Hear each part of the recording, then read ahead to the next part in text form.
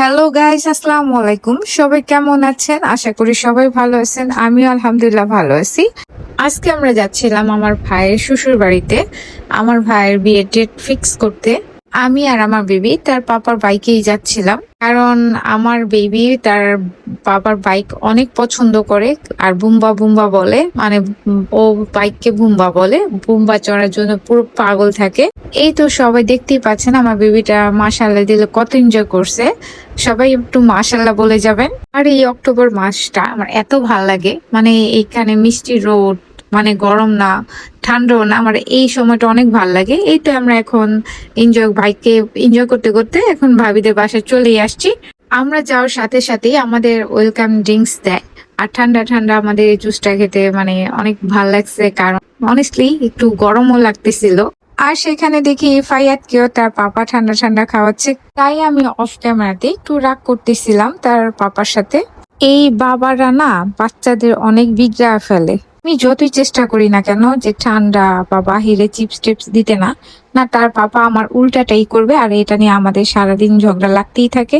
সেখানে যেতে যেতে আমাদের অলরেডি 3:30 কি 4টা বেজে গেছিল। এই যে আমরা খেতে বসে গেছিলাম।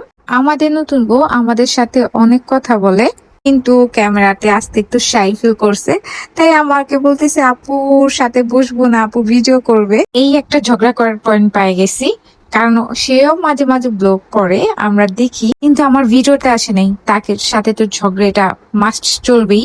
মজা করলাম, কেউই আবার বাংলা ছবি রিনা খান মনে করেন না, এতটাই আবার দরজার ননদ হইনি আমি। খাওয়া দাওয়া করে আমার দুই ভাবি আর আমি মিলে একটু বের হইছিলাম তাদের এলাকাটা ঘোরার জন্য। আর গ্রাম সাইড তো খুবই ভাল লাগে। আমরা একটু হাঁটতে হাঁটতে একটু দূরে যেয়ে দেখি এরকম একটা, কি বলে এটা, বাঁশের ব্রিজ বলবো নাকি কি বলে এটাকে, আমাকে কমেন্টে একটু জানাবেন তো।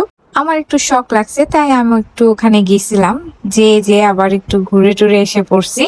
আর আমি সেখানে কি কি যেন কথা বলতেছিলাম তাদের সাথে, এখন আমার খেয়াল নাই।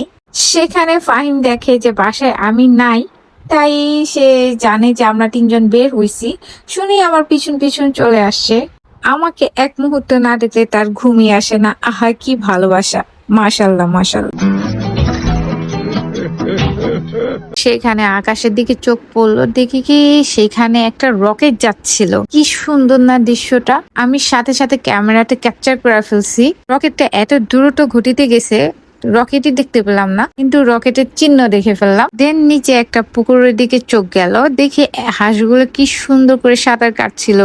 সন্ধ্যা নেমে গেছে, দেন আমরা বাসায় চলে গেছি। বাকি ভিডিওগুলো আর কন্টিনিউ করি নাই। এই ছিল আজকের ব্লগ। নতুন কোনো ভিডিওতে আবার দেখা হয়ে যাবে। আল্লাহ হাফেজ।